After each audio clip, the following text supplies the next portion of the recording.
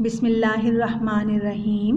السلام علیکم بچوں، آہنگ اردو کے لیکچر نمبر 5 کے ساتھ میں جماعت سوم کی ٹیچر آپ سے مخاطب ہوں۔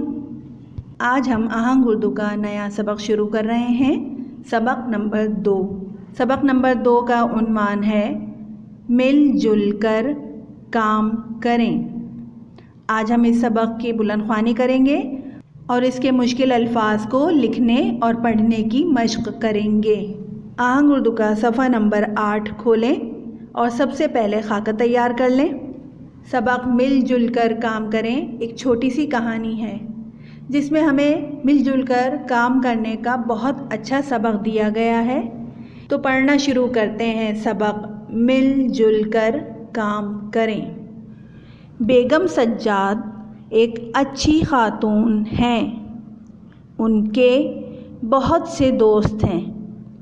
تمام پڑوسی ان سے محبت کرتے ہیں۔ سب کو معلوم ہے کہ اگر کبھی مدد کی ضرورت پڑی تو وہ ان کی مدد ضرور کریں گی۔ اس پیراگراف میں ہمیں یہ بتایا گیا ہے کہ بیگم سجاد اپنے پڑوسیوں کا بہت خیال رکھتی ہیں اور کسی کو بھی مدد کی ضرورت ہو تو وہ ان کی مدد کرتی ہیں۔ پڑوسی ان لوگوں کو کہتے ہیں جن کے گھر ہمارے گھروں کے ساتھ ہوتے ہیں، ہمارے محلے دار ہوتے ہیں۔ آگے پڑھتے ہیں۔ ایک دن ایک چھوٹی لڑکی ان کے گھر دوڑتی ہوئی آئی اور ان کو اپنے ساتھ چلنے کے لیے کہا۔ یہ عظمیٰ تھی جو ان کے برابر والے گھر میں رہتی تھی۔ عظمیٰ بہت پریشان تھی۔ اس کے بھائی عادل کا پیر شیشے سے کٹ گیا تھا اور چوٹ سے خون بہہ رہا تھا۔ گھر میں امی ابو بھی نہیں تھے۔ بیگم سجاد جلدی سے اٹھیں، ابتدائی طبی امداد کا ڈبہ لیا اور عظمیٰ کے گھر پہنچیں۔ عادل زمین پر بیٹھا رو رہا تھا، اس کے پاؤں سے خون بہہ رہا تھا۔ یہ حالت دیکھ کر بیگم سجاد فکر مند ہو گئیں۔ انہوں نے پانی اور روئی کی مدد سے عادل کی چوٹ صاف کی، خون کو بہنے سے روکا اور دوا لگا کر پٹی باندھ دی۔ اس پیراگراف میں ہم نے ایک لفظ پڑھا، ابتدائی طبی امداد۔ ابتدائی طبی امداد اس کا مطلب یہ ہے کہ اگر کسی کو چوٹ لگ جائے تو فوری طور پر ہم کچھ دوائیوں سے اس کی مرہم پٹی کر سکیں۔ تو یہ چیزیں ہمارے گھر میں عام طور پر موجود ہوتی ہیں جس سے زخم کو صاف کیا جا سکے اور دوائیں استعمال کی جا سکیں۔ اب آگے پڑھتے ہیں کہ کیا ہوا۔ شکر ہے کہ جلد ہی مرہم پٹی ہو گئی، مگر عادل یہ چوٹ لگی کیسے؟ بیگم سجاد نے پوچھا۔ میں دوستوں کے ساتھ باہر کھیل رہا تھا، وہاں میرا پیر کیلے کے چھلکے سے پھسلا اور میں ٹوٹے ہوئے شیشے کے ٹکڑوں پر جا گرا جس سے میرا پیر کٹ گیا۔ اسی شام کو بیگم سجاد نے پڑوسیوں کو بلا کر ایک اجتماع کیا۔ وہ بہت غصے میں تھیں۔ انہوں نے کہا کہ کچھ لاپرواہ اور خود غرض لوگوں کی وجہ سے ہمارا احاطہ گندا ہوتا جا رہا ہے، جس کی وجہ سے یہاں کا ماحول بھی آلودہ ہو رہا ہے۔ کل ایک چھوٹے بچے کا پاؤں کیلے کے چھلکے سے پھسل کر زمین پر پڑے شیشے سے کٹ گیا۔ یہ خطرناک بھی ہو سکتا تھا۔ کیا آپ لوگ چاہیں گے کہ اس طرح کا حادثہ دوبارہ بھی ہو؟ سب خاموشی سے ان کی بات سن رہے تھے۔ وہ خاموش ہوئیں تو عادل کے ابو نے ان کا شکریہ ادا کیا اور کہا کہ آج سے ہم سب مل کر اپنے احاطے کی صفائی ستھرائی اور اچھے ماحول کے لیے خود کام کریں گے تاکہ اب کوئی حادثہ نہ ہو۔ سب نے بیگم سجاد اور عادل کے ابو کے لیے تالیاں بجائیں۔ اگلے دن صبح پڑوسیوں نے مل کر احاطے کی صفائی کی اور ہر گھر کے قریب ایک کوڑے دان رکھ دیا تاکہ کوئی بھی باہر کوڑا کرکٹ نہ پھینکے۔ کچھ دن بعد بیگم سجاد کسی کام سے باہر گئیں تو انہوں نے دیکھا کہ گھروں کے ارد گرد کی جگہ صاف ستھری ہے، کہیں بھی کوڑا نہیں پڑا ہے۔ خوشنما پھولوں والے پودوں کے گملے جا بجا رکھے ہوئے ہیں اور بچے باحفاظت کھیل رہے ہیں۔ بیگم سجاد خوش اور مطمئن ہو گئیں۔ ہم سب کو بھی اپنے ماحول کو آلودگی سے بچانے کے لیے مل جل کر اپنے ارد گرد کی جگہ اور ماحول کو صاف ستھرا رکھنا چاہیے۔ یہ ہمارا سبق تھا، مل جل کر کام کریں۔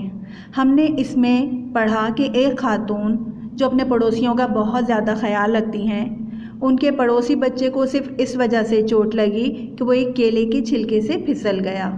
وہ کتنا پریشان ہوئیں اور انہوں نے یہ دیکھا کہ لوگ کچرا کچرے دان میں نہیں ڈالتے ہیں بلکہ ایسے ہی پھینک دیتے ہیں۔ اس سے ماحول بھی خراب ہو رہا ہے اور بچوں کے لیے بھی چوٹ لگنے کا خطرہ ہے۔ تو یہ چیزیں ان کو اچھی نہیں لگی اور انہوں نے محلے کے لوگوں کو جمع کر کے یہ کہا کہ آپ لوگ اپنے محلے کو صاف ستھرا رکھیں تاکہ بیماریوں سے بھی بچیں اور آلودگی سے بھی بچیں۔ آپ لوگوں نے بھی دیکھا ہوگا کہ ہمارے گھروں کے باہر گلیوں میں کچرا یوں ہی پڑا رہتا ہے، لوگ خیال نہیں رکھتے، کچرا کچرے دان میں نہیں ڈالتے، لیکن یہ خیال آپ کو رکھنا ہے، ہمیں رکھنا ہے کہ اپنے گھر کو صاف ستھرا رکھیں، اپنے گھر کا کچرا کچرے دان میں ڈالیں تاکہ ہمارا محلہ صاف ستھرا نظر آئے اور ہم سب بیماری اور ہر پریشانی سے بھی بچ سکیں۔ اللہ تعالیٰ کو بھی صفائی بہت پسند ہے، اسی لیے اس نے صفائی کو ایمان کا حصہ بنایا ہے اور کہا ہے کہ صفائی نصف ایمان ہے، یعنی کہ ہمارا ایمان جب تک مکمل نہیں ہوگا جب تک ہم اپنی صفائی کا خیال نہیں رکھیں گے۔ امید ہے یہ سبق آپ کو بہت اچھی طرح سمجھ آ گیا ہوگا اور آپ انشاءاللہ اس پر عمل بھی کریں گے۔ آگے ہم اس کے مشکل الفاظ دیکھتے ہیں، ان کو لکھنے اور پڑھنے کی مشق بھی کرتے ہیں۔ شروع کرتے ہیں مشکل الفاظ۔ پہلا لفظ ہے معلوم، میم عین ما، لام واو لو، معلوم میم، معلوم۔ ضرورت، ضاد رے واو ضرو، رے تیرت ضرورت، عین زوئے عز، میم کھڑا زبر ما، عظما، سین جیم سج، جیم الف جا، سجا، دال سجاد، پے رے یہ پرے، شین الف شا، پریشا، نون پریشان، الف بے اب، تے دال الف تدا، ابتدا، حمزہ یہ ای، ابتدائی، توئے بے طب، بے یہ بی، طبی، الف میم ام، دال الف دا، امدا، دال امداد، طبی امداد۔ فکر مند، فے کاف رے، میم نون دال، فکر مند۔ مرہم پٹی، میم رے مر، ہے میم ہم، مرہم، پے ٹے پٹ، ٹے یہ ٹی، پٹی، مرہم پٹی۔ چھلکے، چھ لام چھل، کا بڑی یہ کے، چھلکے۔ پھسلا، پھے سین پھس، لام الف لا، پھسلا۔ اجتماع، الف جیم اج، تے میم الف تما، عین اجتماع۔ غصے، غین صاد غس، صاد بڑی یہ سے، غصے۔ احاطہ، الف ہے الف احا، توئے ہے تہ، احاطہ۔ آلودہ، الف مد آ، لام واو لو، آلو، دال ہے دہ، آلودہ۔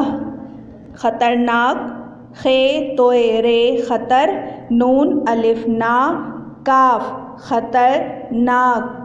صاف ستھرا، صاد الف سا، فے صاف، سین تھے ست، رے الف را، ستھرا، صاف ستھرا۔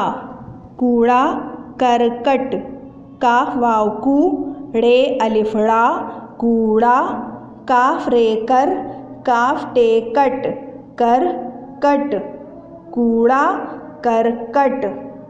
ارد گرد، الف رے دال ارد، گاف رے دال گرد، ارد گرد۔ پڑوسیوں، پے ڑے واو پڑو، سین یہ واو سیو، نون غنہ، سیوں۔ पड़ोसियों।